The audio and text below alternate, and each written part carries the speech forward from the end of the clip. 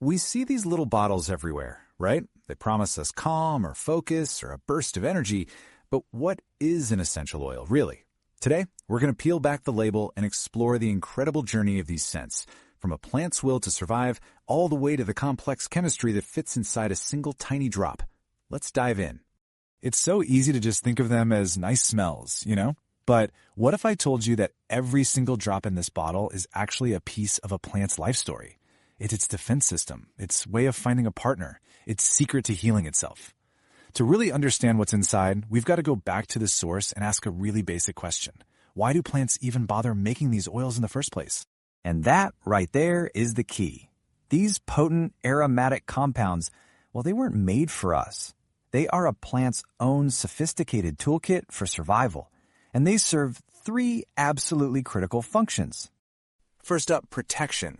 You can pretty much think of these oils as a plant's invisible armor. Take the tea tree plant, for example. It creates that famous oil to fight off invaders. It's got these powerful antimicrobial properties that act like a shield against bacteria and fungi. It's basically a chemical bodyguard. But it's not all about defense. On the flip side, there's attraction. While some smells are meant to repel pests, others are an irresistible invitation. Flowers like lavender and jasmine, they create those beautiful fragrances to draw in bees and butterflies, which are, essential for pollination. It's nature's perfume, but with a very clear mission. And finally, there's healing. Think about it. When a plant gets damaged, maybe a branch snaps in the wind, it secretes these resinous oils to literally seal the wound and stop infection from getting in. Frankincense is a perfect example of this. The plant uses this resin to repair itself, which is kind of fascinating when you think about how we often use these exact same oils. In every single way, these oils are the plant's lifeblood. Okay, so now we know why plants make them. But how in the world do we get those powerful compounds out of a leaf or a flower and into a bottle? Well, it's a surprisingly delicate process. The whole goal is to capture the oil's true essence without damaging any of the good stuff. The most common method by far is something called steam distillation. So here's the rundown. You take your plant material and put it in a chamber. Then hot steam is gently passed through it. This steam ever so carefully ruptures the plant's tiny oil sacs, and those aromatic molecules get carried away with the steam. As it all cools down, it condenses back into liquid, and this is the cool part. The pure essential oil naturally separates and just floats right on top of the water. It's a gentle but super effective way to get those delicate properties out. But for citrus fruits, heat is the enemy. It would totally destroy that fresh, zesty aroma we love. So for those, we use a method called cold pressing. It's exactly what it sounds like. The peels of fruits like lemons and oranges are just mechanically squeezed until they release their oil. There's no heat at all, which is precisely why those citrus oils smell so bright and alive.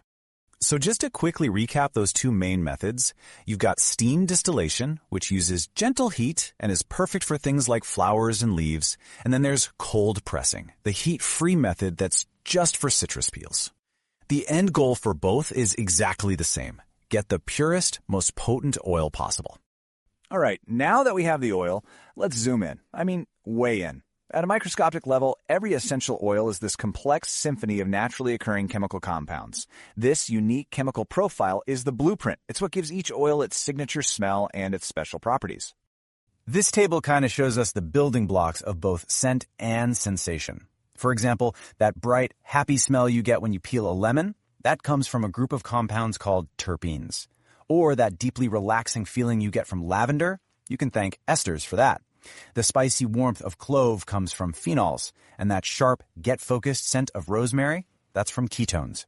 Every oil is a totally unique recipe of these compounds, and that's where the magic really comes from. So, with that little bit of chemistry know-how, we can now step back out and start to organize this huge world of aromas into distinct families. It's almost like creating a library of scents, where each section has its own unique character. Generally speaking, we can sort almost every essential oil into one of these main families. You've got your soft florals, bright citrus notes, fresh herbaceous scents, grounding woodsy aromas, warm spicy oils, and those deep earthy resins. This is pretty much the basic map for the entire world of scent.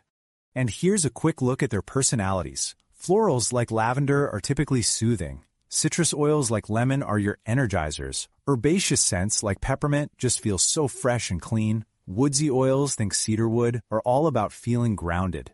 Spicy oils like cinnamon are warm and comforting, and then you have the resinous oils like frankincense that are really deep and meditative. Each family just offers a totally unique experience.